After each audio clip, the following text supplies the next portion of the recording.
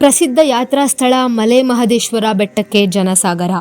ನಿನ್ನೆ ನಡೆದ ಮಹಾಲಯ ಅಮಾವಾಸ್ಯೆ ಪ್ರಯುಕ್ತ ಸಾಲೂರು ಬ್ರಹ್ಮನ್ಮಠದ ಶಾಂತ ಮಲ್ಲಿಕಾರ್ಜುನ ಸ್ವಾಮೀಜಿ ನೇತೃತ್ವದಲ್ಲಿ ಬೇಡಗಂಪಣ್ಣ ಸರದಿ ಅರ್ಚಕರ ಅಧ್ಯಕ್ಷತೆಯಲ್ಲಿ ಮಹದೇಶ್ವರನಿಗೆ ಮುಂಜಾನೆಯಿಂದಲೇ ಬಿಲ್ವಪತ್ರೆ, ಹಾಲು, ಮೊಸರು ಸೇರಿದಂತೆ ಇನ್ನಿತರ ಅಭಿಷೇಕ, ವಿಶೇಷ ಪೂಜೆ ಕಾರ್ಯಕ್ರಮಗಳು ನಡೆದವು.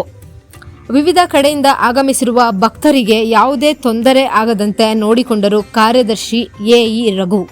ದೇವಾಲಯದ ಸುತ್ತಲೂ ವಿದ್ಯುತ್ ದೀಪಗಳಿಂದ ಅಲಂಕರಿಸಲಾಗಿದೆ.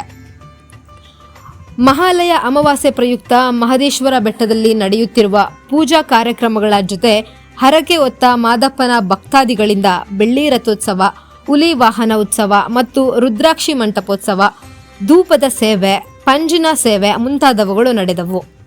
2.5 ಲಕ್ಷ ಲಾಡು ಮಾರಾಟ. ಮಹಾಲಯ ಅಮಾವಾಸ್ಯೆ ಜಾತ್ರಾ ಮಹೋತ್ಸವ ಹಿನ್ನೆಲೆಯಲ್ಲಿ 1 ಲಕ್ಷಕ್ಕೂ ಹೆಚ್ಚು ಲಾಡು ಶೇಖರಣೆ ಮಾಡಲಾಗಿತ್ತು. ಇದರ ಜೊತೆಗೆ ಹೆಚ್ಚಿನ ಸಿಬ್ಬಂದಿಗಳನ್ನು ಬಳಕೆ ಮಾಡಿಕೊಂಡು 1.5 ಲಕ್ಷ ಲಾಡುಗಳನ್ನು ತಯಾರು ಮಾಡಲಾಗಿತ್ತು. ಬುಧವಾರ ಸಂಜೆಯವರೆಗೆ 2.5 ಲಕ್ಷ ಲಾಡುಗಳು ಮಾರಾಟವಾಗಿವೆ ಎಂದು ತಿಳಿದು ಬಂದಿದೆ.